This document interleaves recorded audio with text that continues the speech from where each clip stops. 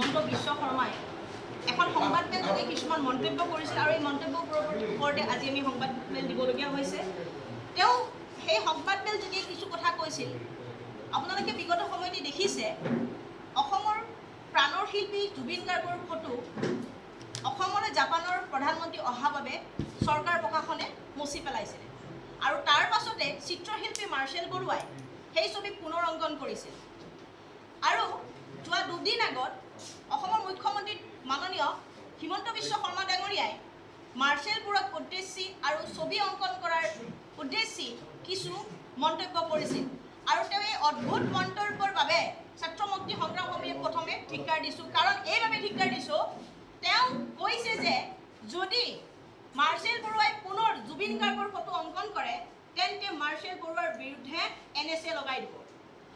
অসমৰ মুখ্যমন্ত্ৰীগৰাকীয়ে NSAখনৰ নিজৰ পৈতৃক সম্পত্তি বুলি ভাবিছে নেকি? প্ৰথম প্ৰশ্ন ছাত্ৰ মুক্তিৰ। তেওঁ NSAৰ নিচিনা এখন আইনক অসমৰ মৰমৰ শিল্পীগৰাকীৰ ছবি আঁকিলে লগাই দিম বুলি কোৱাটো কেনেধৰণৰ মন্তব্য?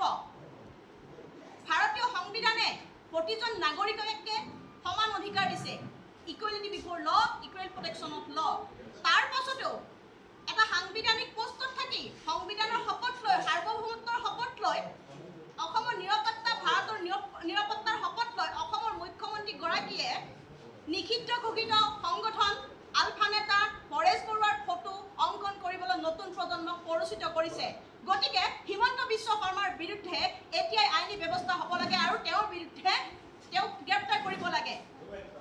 আচলতে আপোনালোকে জানে যে অসমত যদি নিষিদ্ধ ঘোষিত আলফাৰ বিৰুদ্ধে এটা কবিতাৰ পংক্তি লিখা হয় তেন্তে ছাত্ৰীক গ্ৰেপ্তাৰ কৰা হয়। কিন্তু এটা সাংবিধানিক পষ্টত থাকি অসমৰ মুখ্যমন্ত্ৰী ডাঙৰীয়াই অসমৰ নতুন প্ৰজন্মক সেই সন্ত্ৰাসবাদী সংগঠনটোৰ নেতাৰ ছবি আঁকিবলৈ কৈ নতুন প্ৰজন্মক পৰিচিত কৰিছে। গতিকে আৰক্ষীয়ে এতিয়ালৈকে চৌমুটো ব্যৱস্থা গ্ৰহণ কৰিব লাগিছে। গতিকে আৰক্ষীয়ে চৌমুটো ব্যৱস্থা গ্ৰহণ কৰি মুখ্যমন্ত্ৰীজনক গ্ৰেপ্তাৰ কৰক।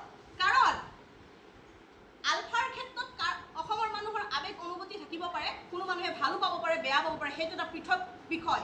কিন্তু ভাৰতীয় আইনী ব্যৱস্থাই যিটো সংগঠনক নিষিদ্ধ ঘোষিত কৰিছে সেই সংগঠনটোৰ নেতাৰ ছবি আঁকিবলৈ কৈছে এজন সাংবিধানিক পদবীত থকা এজন মুখ্যমন্ত্ৰীয়ে। ইয়াতকৈ আৰু দুৰ্ভাগ্যজনক বিষয় হ'ব নোৱাৰে। গতিকে ছাত্ৰ মুক্তি সংগ্ৰাম সমিতিয়ে দাবী উত্থাপন কৰিছে যে অসমৰ মুখ্যমন্ত্ৰী মাননীয় হিমন্ত বিশ্ব শৰ্মাৰ বিৰুদ্ধে NSA লগাই তেখেতক গ্ৰেপ্তাৰ কৰিব লাগে।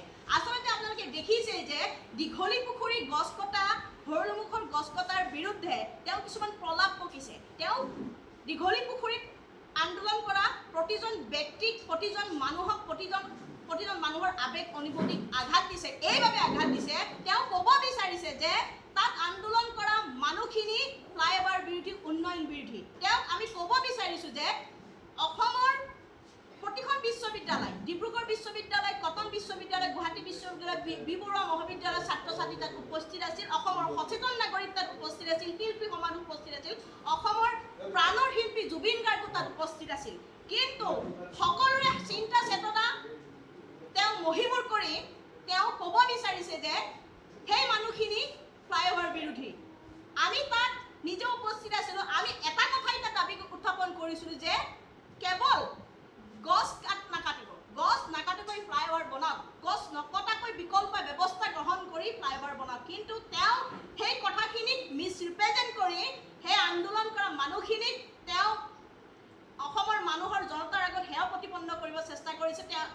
তেওঁ ক'ব বিচাৰিছে যে সেই মানুহখিনি ডেভেলপমেণ্ট বিৰোধী। কিন্তু তেওঁ ক'ব বিচাৰিছে তাত আন্দোলন কৰা কোনো মানুহে ডেভেলপমেণ্ট বিৰোধী নহয়, ফ্লাইঅভাৰ বিৰোধী নহয়।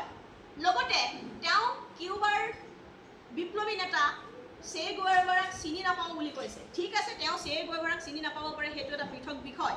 কিন্তু চিত্ৰশিল্পী মাৰ্চেল বৰুৱাই গণেশগুৰিত চে গুয়েভাৰাৰ ফটো অংকন কৰা আছিল, অংকন কৰিছিল অসমৰ প্ৰাণৰ শিল্পী জুবিন গাৰ্গৰ।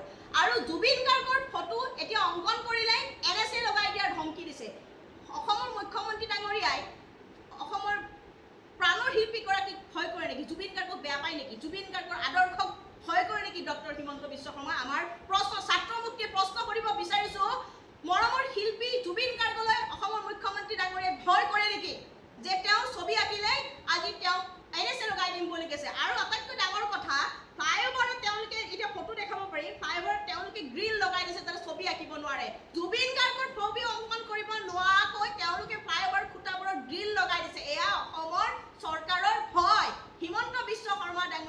গ্ৰেপ্তাৰ গ'লে ভয়, অসমৰ মৰমৰ শিল্পীজনলৈ ভয়।